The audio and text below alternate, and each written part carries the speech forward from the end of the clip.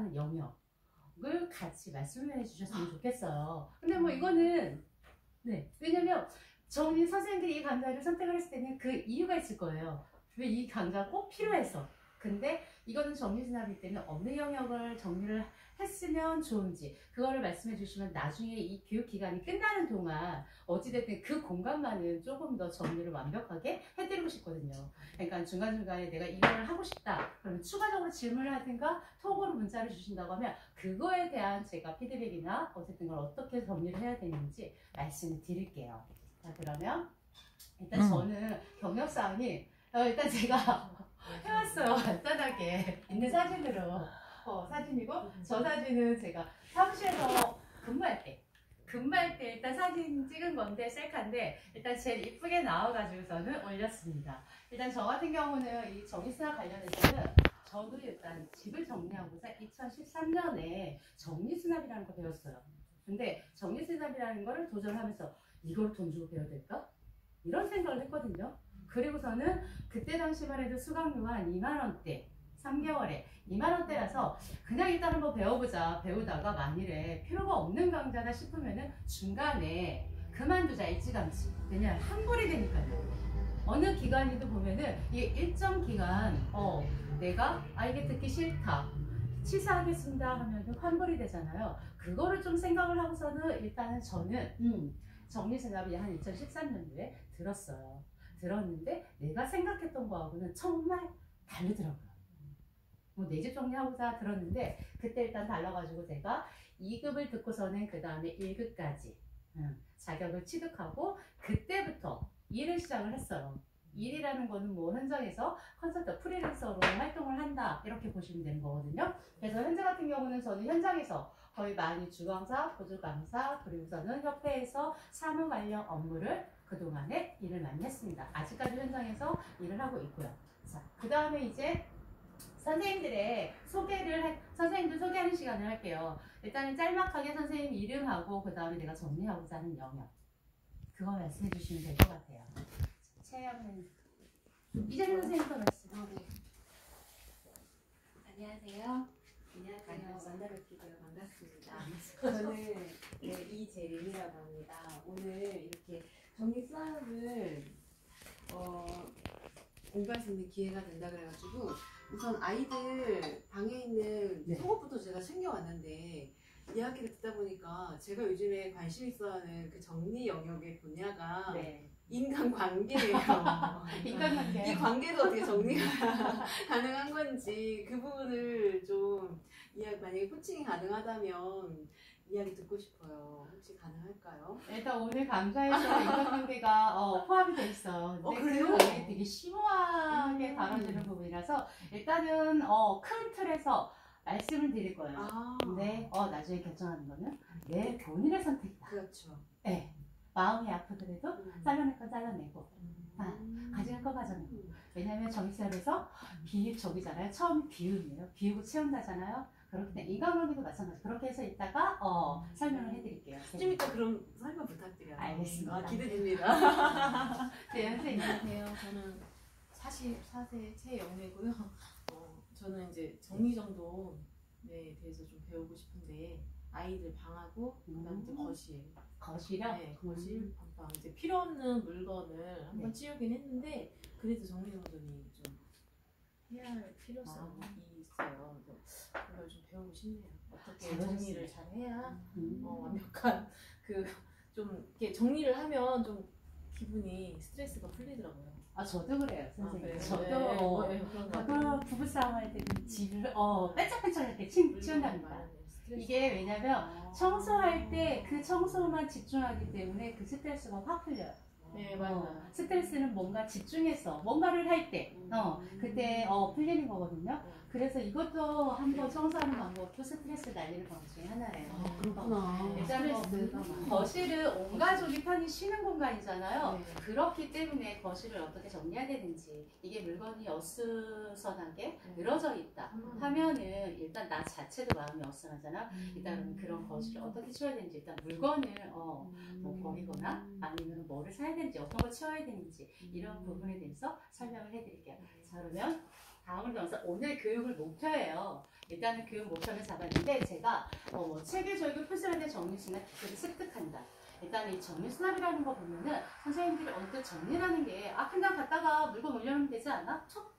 이런 개념을 생각하시는 분도 계시는데 이 표준화된 시스템, 표준화된 정리수납 기술이 따로 있다는 거예요. 네, 저희 같은 경우는 주방을 예를 들어 본다고 하면은 여기를 드릴게요. 이 공간을요. 이 공간을 예를 들어 본다면 여기는 교수님이 강의를 하기 위해서 일단은 보세요. 거기에 필요한 기자재를 다 하고 깔끔하게 정리정돈을 해놓으셨어요. 그렇기 때문에 여기 같은 공간 같은 경우는 불편함이 있나요? 없죠. 주방에서도 마찬가지예요. 이 기술이라는 거는 내가 주방에서 살림을 하는데 이 물건들을 쉽게 찾아서 꺼낼 수 있는 그런 수납 노하우를 갖다가 말씀을 드린 거고요. 이 강좌를 통해서 그런 체계적인 표준화된 정리 방법을 습득할 수 있게 알려드리고, 그 다음에 이 정리 방법을 정리를 하는데 그와 관련된 수납용품이 있어요. 이걸 갖다 그냥 쌓아놓을 건지 아니면 이렇게 바구니나 이 거리를 이용해서 사용을 해가서 수납을 할 건지, 어떤 바구니를 사용할 건지, 무언가 라탄 바구니나 뭐 이런 담는 담는 용품을 어떤 걸 사용을 할 건지, 그거에 대한 걸 조금 폭넓게 알려드리고요. 이게 정리수납과 개인의 삶의 질 향상이라는 거는 저는 제 나름대로 제가 정리수납을 해보니까 이게 정리된 집과 정리되지 않은 집의 삶의 질이 차이가 있지 않나. 제 나름대로 이렇게 생각을 해요. 일단은 내가 정리가 다 돼 있으면 순간순간 뭐 손님이 오시자고 하면 일단은 집에 그냥 바로 데리고 와서 편안하게 이야기하면서 차를 마실 수 있는데, 만일에 내가 집이 정돈이 안 돼 있다, 정리정돈이 안 돼 있다, 그러면 선뜻 어때요? 오라고 말을 하잖아요. 그쵸? 맞아요. 그래서 이런 개인의 삶의 질이고, 그 다음에 내가 정리정돈이 다 돼 있다 하면 내가 만약에 내 시간을 빼가지고서는 공부를 하든 취미를 하든 뭔가 시간을 갖는 공간을 만들 수가 있잖아요. 그런데 그게 정돈이 안 돼 있다면은 나만의 공간이 있을 수가 없어요. 그래서 이 정돈에 따라서 개인의 삶의 질이 달라진다. 저는 이렇게 생각을 해서는 선생님들한테도 알려드린 거고요. 그 다음에 이 삶의 아름다운 정리수납이잖아요. 근데 제가 이게 포커스를 맞춘 대상이 있어요. 일단 퇴직자 성인이나 아니면은 노년기, 아름다운 삶을 재정비하고 준비하기예요. 근데 이게 지금 현재 보면은 저희가 2050년에 가면은 저희 인구가 50대 50이래요. 그러니까 노인 인구가 50인 거죠. 그렇다고 하면 나중에는 노인이 부양하는 그런 시대가 올 거거든요. 그건 뭐 추후 세대라고 하는데 2050년이라 하면은 얼마 안 남았어요. 왜냐면 지금 2022년이잖아요, 선생님. 네. 그렇기 때문에 그리고 이게 점점점 저희가 일자리가 없어져요. 일자리가 없어지고, 그 다음에 정년이란 퇴직이라는 그걸로 인해서 사회에서 일단은 건강하는 사람들이 사회 구성원에서 일단 제외되는 그 시기잖아요. 그렇기 때문에 앞으로 만일에 대세 시대한다 하면은 저희가 그 분들이 어떻게 살아가야 될까? 그러면 제일 먼저 건강하게 살아가고자 한다고 하면은 그 삶은 어디서부터 시작이 되냐 보니까 가정인 것 같아요. 왜냐면 의식주, 사람이 살아가는데 제일 중요한 게 의식주잖아요. 그 의식주가 가정에서부터 시작인데, 그 가정에서부터 일단은 남은 평생 한 40년을 갖다 가정에서부터 좀 더 이거를 갖다가 정리정돈으로 삶을 재정비하고서 그 다음에 나중에 삶을 마무리할 때까지 좀 아름답게 즐겁게 보내자 하는 의미에서 저는 맨 마지막에 퇴직자나 노년기를 앞둔 그분들을 대상의 목표를 삼았어요. 이 정리정돈을요. 그래서 오늘의 교육 목표는 이렇고요. 그 다음에 그래서 저희가 목표를 잡고서는 처음으로 접근한 게 웰빙이에요. 웰빙이라는 거는 잘 먹고 잘 사는 거. 잘 사는 게 어떤 걸까요, 선생님? 행복하게 건강하게 건강한 마음으로 행복하게 사는 거. 맞아요. 웰빙이라는 말이 실제적 정의죠. 조화를 이루는 상태예요. 네. 그래가지고 제가 이런 세 가지 그림을 해놨는데, 일단은 건강하게 우리가 잘 먹어야지만 어찌됐든 신체적으로 건강하잖아요. 그리고 이게 잘 먹는다고만 해서 잘 사는 건 아니고 거기에 따른 운동도 해야 되고, 운동하는데 만약에 요즘에 만병의 근원이 스트레스래요. 그 스트레스를 없애려면 일단은 뭐 다양한 방법 시도를 해봐야 되는데, 일단 뭐 제일 많이 하는 게 명상? 이 아이가 이렇게 앉아있는, 잘생긴 영상이에요. 그래서 이 잘 먹고 잘 사는 게 어떤 거냐 해보면 집안부터 일단은 제대로 된 섭취를 하고 그 다음에 시간을 정리정돈할 시간을 줄여서 나가서 내 몸을 건강하게 해서 운동을 하자. 이런 의미에서 정리정돈과 웰빙과 이렇게 접목을 시켜봤습니다. 그러면 그 다음에 저는 웰다잉으로 왔어요. 이 웰다잉이라는데 웰다잉이 어쨌든 죽음이라는 걸 뜻하잖아요. 죽음이라는 뜻하는데 우리가 태어난 시간은 다 아는데 알 수가 있는데 죽는 시간은 알 수가 있나요? 몰라요. 엊그저께 대전에서 현대학원에서 저기서 화재가 일어났잖아요. 누가 화재가 일어나가지고 그 많은 분들이 그렇게 가실 줄은 몰랐잖아요. 어느 순간 위험은 항상 우리 앞에 도사리고 있다. 이런 의미에서 이 그림을 잘 보시면요. 우리는 어찌됐든 아기 때 태어나요. 태어나서 걸어다니죠. 내 발로 걸어다니까 점점 커가지고서는 성인 때는 뭐 가방 들고선 서류 들고선 완성하게 활동을 해요. 근데 어른이 됐을 때 모습을 보면은 이때는 아이 때하고 똑같은 모습이에요. 아이 때하고 똑같은 모습인 걸 보시는데 이게 점점점 보면은 나이가 들어갔을 때는 그럼 아기가 된다는 말이에요. 근데 그거는 맞는 말인 것 같아요. 왜냐면 저도 50대인데 이게 점점점 신체적으로 노화가 오면서 달라져. 40대하고 50대. 왜냐면 일단 눈치충이잖아요. 눈치충해지니까 뭐 컴퓨터를 본다든가 책을 본다든가 아니면 이렇게 멀리 뭔가를 부를 때 이게 불편을 하더라고요. 불편하고 그리고 40대는 정말 뭔가가 밤을 새우든가 아니면 뭔가 활동을 하고 이렇게 갔다 와도 그 다음날 술을 먹고 그 다음날 일어나도 그렇게 피곤하거나 그러진 않은데 요즘은 그 피곤한 게 느껴져요. 그래서 활동하는 그 신체적인 그리고 움직임에서도 이렇게 약간의 둔화가 일어난달까 민첩함이 조금 더 이렇게 떨어지는 것 같아요. 뭐 그거는 계속해서 뭔가가 내가 움직이고 관리를 해야만 되는 것 같긴 해요. 그래서 이 신체라는 건 점점 노화로 인해서 아기가 되어 간다. 그래서 우리가 제일 젊을 때는 언제요? 30대? 지금. 현재 지금이 제일 좋은 때예요. 네. 왜냐면 우리 노화는 저희도 평생교육에서 배웠는데 점점 25세부터 보면 점점 노화가 된다고 하잖아요. 그렇기 때문에 제일 젊을 때는 지금이에요. 지금이기 때문에 우리가 정리를 한다 하더라도 언제 해야 돼요? 지금 해야 돼요. 할 수 있을 때. 나중에 이렇게 힘 빠지고 거동이 어려울 때. 나이 드신 분들 보면은 정말로 거동이 제일 힘들어서 기운도 떨어지지만 거동도 힘들어가지고서는 이게 보면 제대로 활동이 이루어지지가 않잖아요. 그래서 지금 현재 제일 젊었을 때 놀러도 지금 가야 되는 거고 정기정돈도 지금 해야 되는 거고 뭐든. 근데 적당히 하시라는 거. 왜냐면 이게 적당히라는 게 있는 것 같아요. 뭔가 지나쳐서 열심히 하는 것도 좋은데 이렇게 몸을 쓰는 운동이나 뭐 이러는 거는 조금 더 적당히 스트레스 받지 않으면서 그리고 몸을 해치지 않으면서 적당히 하는 거를 저는 추천을 드려요. 왜냐면 저 같은 경우는 되게 40대를 왕성하게 되게 열심히 살았거든요. 한 10년은 20년 같이 이렇게 살았어요. 이게 40대 기준을 보니까 저도 정리승합을 40대 했어요. 40대에 제가 보니까 대전에 이사 오면서 난 뭐를 할까. 대전에 이사 오면서 제가 40대에 대전에 이사 오면서 제일 겁났던 게 뭐냐면 내가 이사 가면 내 거기 천안에 거주하는 이사 왔는데 천안에 그 많던 지인들이 친하게 지냈던 지인들이 있는데 여기 오면 누구랑 놀지? 누구랑 어울리지? 이게 제일 심각한 고민이었어요. 가기가 싫었어요.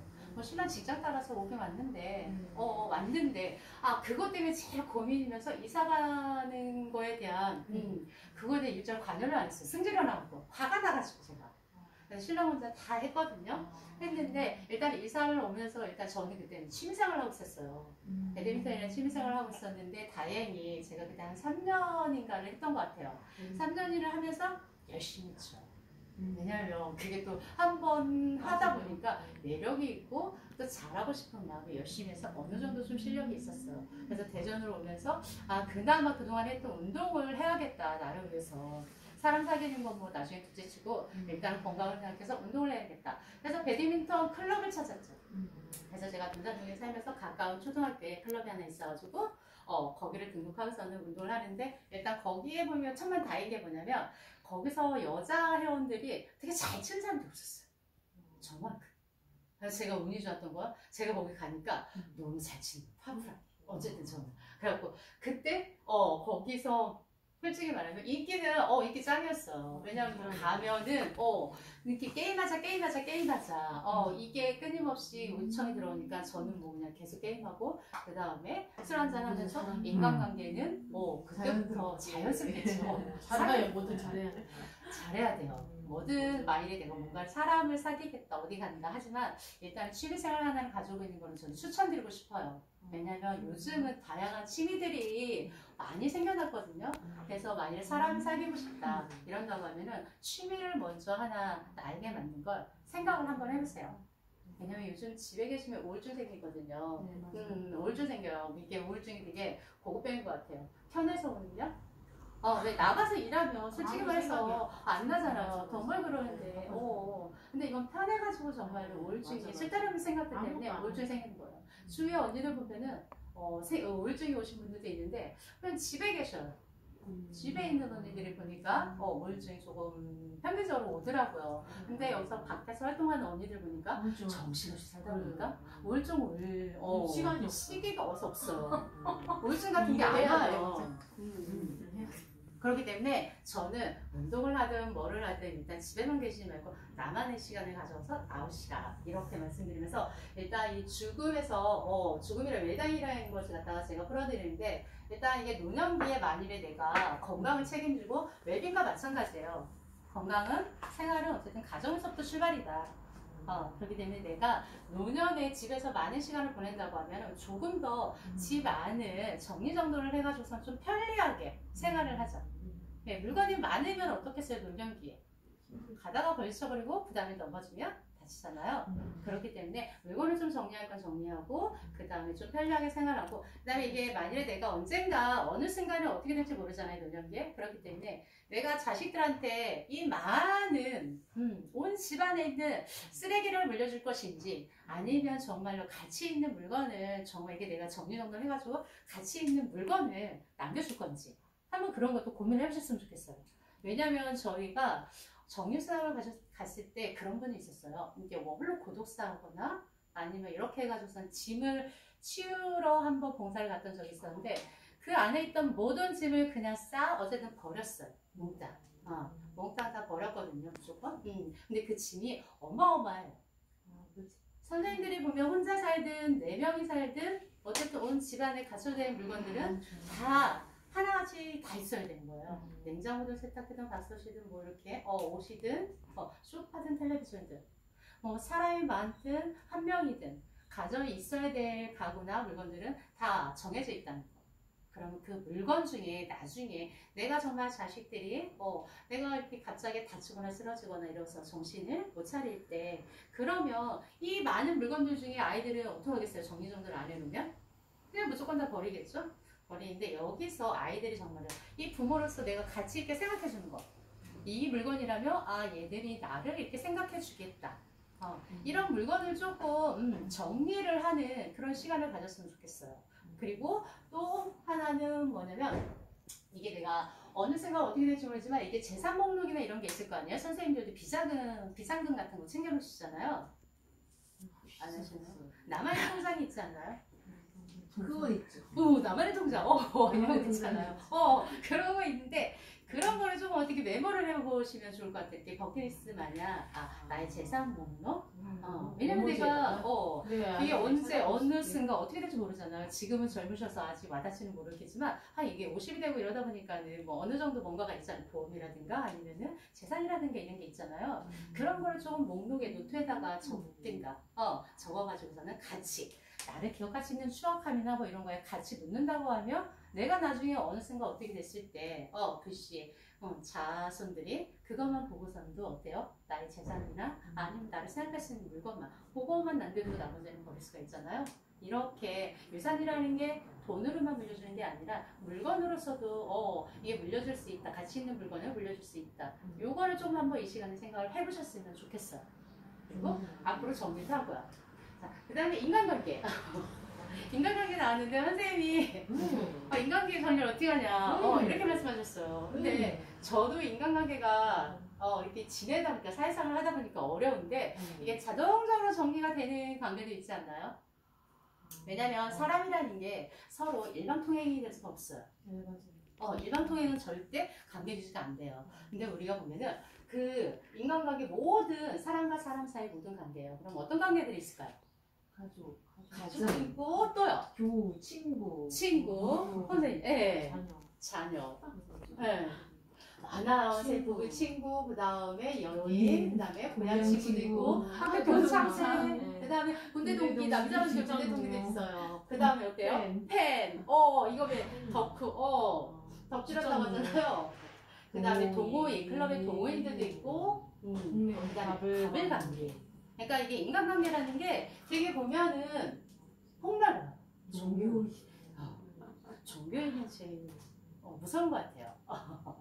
똘똘똘 뭉치거나 그리고 믿음에 대한 믿음이 좀 강하신 분들은 제 친구도 보니까 기독교를 다니고 있는데 믿고 있는데 항상 저보고는 교회 언제 할 거니 하고서는 전도를 하고 있어요. 선생님. 나는 아직 준비되지가 않는다.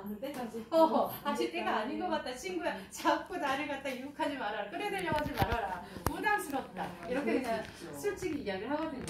그래서 인간관계는 이렇게 사람과 사람의 모든 관계, 다양한 관계들이 있어요. 이 중에 저희가 이 사람과 사람 관계를 갖다가 요약을 해보면 인간관계도 3대 요소가 있대요. 어떤 요소가 있냐면 피를 나는 혈연. 끈끈하죠? 제일 내가 뭐 동이 굶고 때 내가 아플 때 누구 먼저죠? 가족이죠. 맞아요. 가족은 그 다음에 학교를 다니는 학교. 네, 우리가 학교에서 보면은 뭔가가 출세를 하려면 어떻게 해야 되죠?